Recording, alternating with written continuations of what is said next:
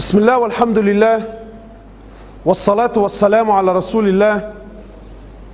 We start first and foremost by praising the King, the Master, the Sustainer, the Creator of the seven heavens and the earth, the Giver, the Taker, the Maker, the Breaker, the one who watches everything, the one who sees everything, the one who has information about everything, that which you see and that which you don't. We send peace and blessings upon His beloved Muhammad sallallahu alayhi wasallam, our master, our teacher, and our beloved Prophet.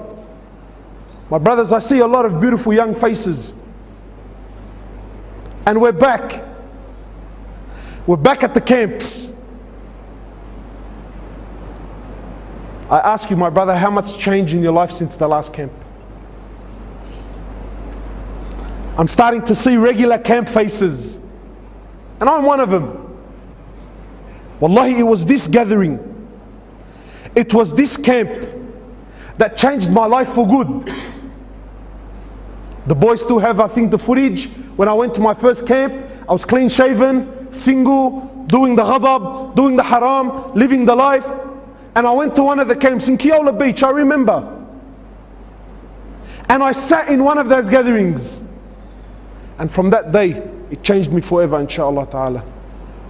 My brothers, I see a lot of young faces, man. Many faces who within themselves, they think, you know what, brother, I got a long time to go, man. I'm young, brother, I'm young.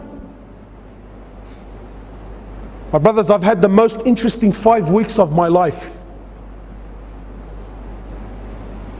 I've buried almost 8 brothers in the last 5 weeks. All of which were under the age of 25. All of which were under the age of 25 years old. And they didn't die because they were sick. They didn't die because, you know what, he had some illness that doctors couldn't work out. No, perfectly fine boys. Wallahi, one of them, 18 years old, built like a tank. We actually had to bend his legs when we put him into the ground. He was so big, we actually couldn't fit him into the hole. We actually had to bend his legs to get him in there.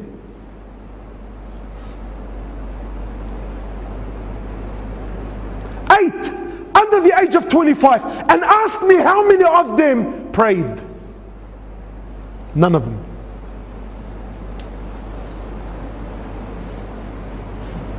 How many of them were familiar with Quran? None of them. This is what the people around them are telling me. This is what their friends are telling me. My brothers, you sit here hopeful, thinking I have a long life. What gives you this hope, my brother? Go to the cemetery, billah alaik, please. I urge you, go to the cemetery and look and read the tombstones. But gone are the days when, you know, wallahi, I remember growing up, death belonged to Abu Ali and Abu Ahmed, who's done Hajj, and all of his kids are now married, and you know, he's got grandkids, he's 70 years old, he's croaking a white beard. Those days are long gone. You know, I'm 30 now, and for the most part of my life, every funeral I went to was in the old section of Rookwood Cemetery. In the last few years, we filled up that one, plus 2 new sections that they gave us, and we're already halfway through the new one that they gave us. And 70% of these people that are buried there, 70% are under the age of 35 years old.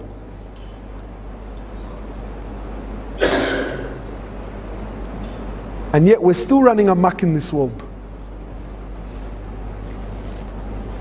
We're still running amok. My brothers, life is serious, man. I hate to break it to you, wallahi. You know, I can sit here and give you this nice, beautiful talk with the Indian background dancers, Aflam Hindi. I can do that for you, inshallah, and make you feel good. You know, brothers tell me, brother, why have you become so pessimistic? Why don't you speak about the mercy of Allah, the rahmah of Allah? Give people hope. Sometimes hope in the wrong hands can actually destroy the person. One of the great companions of Muhammad sallallahu alaihi wasallam, I believe it was Mu'adh bin Jabal, I believe it was him, on his deathbed, khalas, last days in his life, he speaks between him and Allah, conversation now between him and Allah. He says, Ya Allah, you know that I lived my whole life in fear of you. He says, Ya Allah, I lived my whole life in fear of you.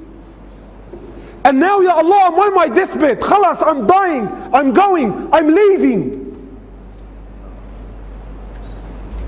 Now, Ya Allah, even if I wanted to do something I physically can't, say, Ya Allah, I'm asking now I'm knocking on the door of your rahmah. Ya Allah, now I'm knocking on the door of your mercy. He says, I lived my whole life in what? In fear. But now, Ya Allah, khalas, I've reached an age where even if I wanted to do something, I can't. I'm too old, I'm too fragile, I'm too brittle, I'm too sick, I actually can't get out of the bed. Now, Ya Allah, now at this moment of my life, I'm knocking on the door of your mercy. Ya Allah, I'm asking that you have rahmah upon me. I ask you, my brother, sincerely, did this companion not know the verses of rahmah? No, he knew it.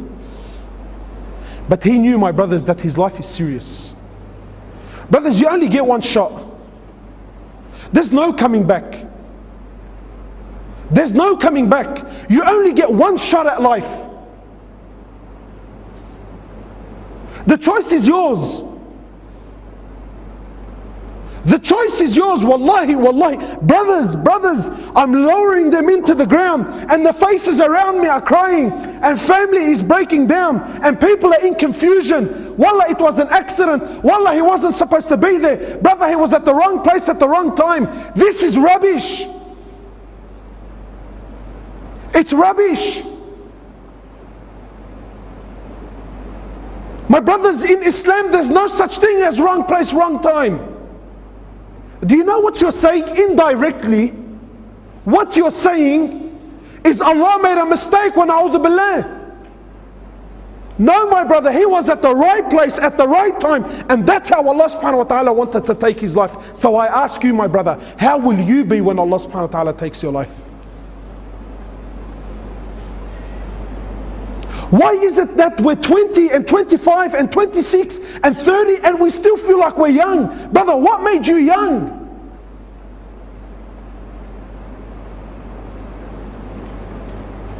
My brothers, you have one shot at life. One shot. There's no coming back. You can't come back to fix things up. Please, my brother, wallahi, I'm begging you, not for my sake, for your sake, make it right, man. Make it right. My brothers, wallahi, I look into the eyes of the people in front of me, and I know we've had a rough past. We've been down some bad roads. We've gotten off to a bad start. But this is the place to make it right. Maybe some of you came here because your mate forced you. Maybe. It happens. Maybe some of you came here because his wife has been doing his heading for the past 6-7 weeks, and bro, I just need a break. Maybe that's why you're here. Or maybe you're here because, you know what? At home, my mum and dad, they never let me go anywhere. So at least if I come under the disguise of a camp, I can run amok. Maybe that's why you're here. Allahu Alam. And maybe some of you are here because, you know what, I used to be on Deen for a couple of years. Well, I haven't shown my face in the UMA. I feel bad. Maybe if I go to the camp, I can save face. I don't know. Whatever the excuse is, you came with one intention. This is the time to change that intention. This is the time to change that intention. Ya Allah, we're here for your sake. Ya Allah, I'm here because I'm sick. You know what this place is, my brothers? You know what this gathering is? This is the hospital. This is the hospital.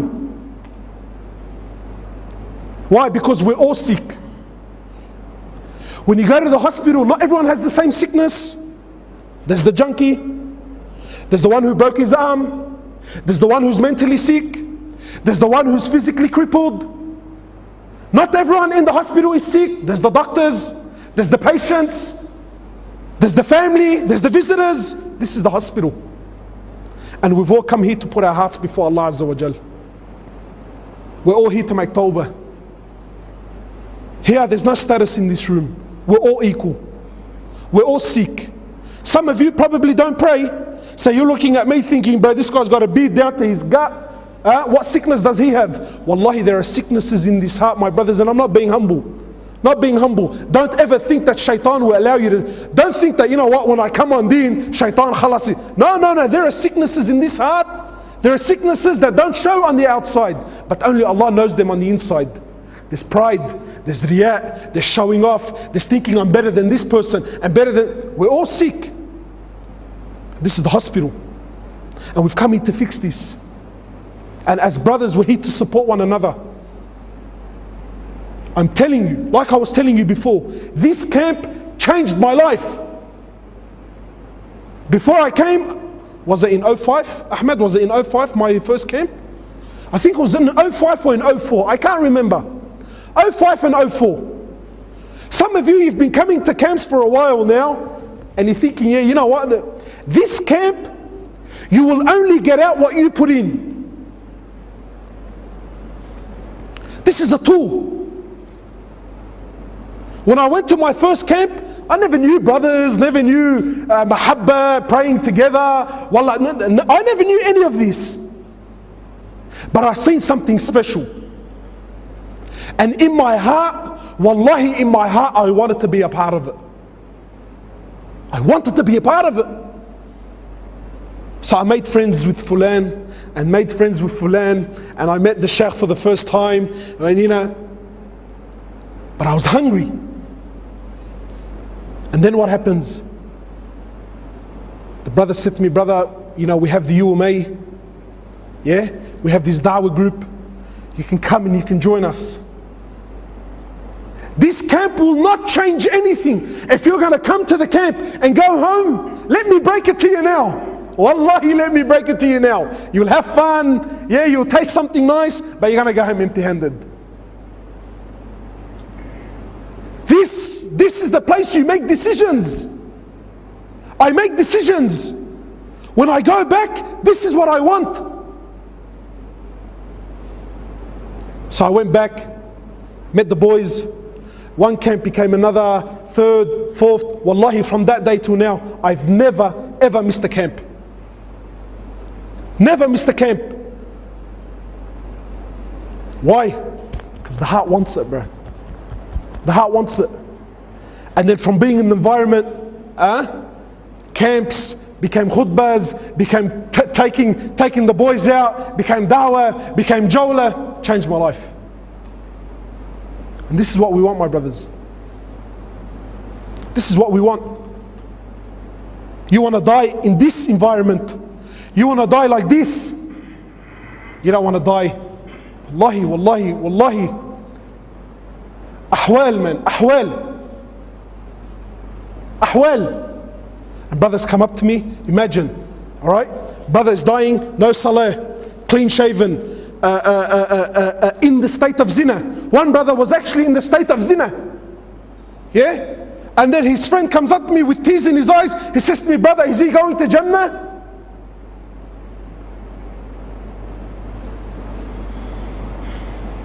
Man qala la ilaha illallah dakhala al-Jannah. My brother, if this is your understanding of Deen, wallahi, you're in a world to hurt, man. Yes, man qala la ilaha illallah dakhala al-Jannah, yes. But there's a prerequisite, my brother. If I say la ilaha illallah Muhammad Rasulullah, but I don't believe in angels, is there Jannah for me? I don't believe in Quran, is there Jannah for me? I don't believe in hellfire and paradise, is there Jannah for me? But the hadith says, man qala la ilaha illallah dakhala al-Jannah. No, my brother, no, it's not that easy. It's not that easy. So my brothers, I don't want to take too much of your time. This is why we're here. Don't waste this camp. Don't waste it with foolish talk And you know, no. If we're hanging out, we're here to speak about Allah. I want to hang out with those brothers who are older than me. I want to speak to those brothers who are involved in da'wah. I want to get involved. Otherwise, wallahi, my brother, you're just another face in the crowd, man. You're just another face in the crowd. And we don't want that, man. But don't you want to stand before Allah on levels? I don't understand. Wallah, like sometimes I look at faces, bro. Aren't you hungry for it? Don't you want Jannah? I don't know, but maybe I've become an extremist. But you, don't you want Jannah? Don't you want to see Rasulullah and hug him? Don't you want to run to the companions? Don't you want to meet him? Don't you want to say, I made it, bro, I made it. I made it. Rasulullah says, I long to see my brothers. Imagine Rasulullah standing with Sahaba, says, I long to see my brothers. Sahaba looked at each other and said, oh Prophet of Allah, we're your brothers. He says, no, you are my companions. My brothers are those who will come after me. They will believe in me though they've never seen me.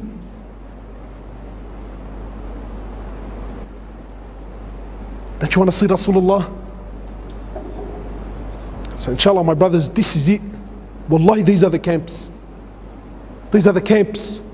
You need to start thinking from now. When I go back, what am I doing? See, usually the boys have this talk when? At the end of the camp. And they will do it. But you, inside of you, if you want levels, think now. Come to the brothers, come to Libdi, come to Bas, come to whoever it is. Tell him, brother, please, man, I want in, bro. I want to be involved. So inshallah ta'ala, I ask that every single one of you, you take these next few days serious. And wallahi, I'm telling you, this changed my life. The man that stands before you, I can confidently say, it started from a camp. It started from a camp. So the ball's in your court.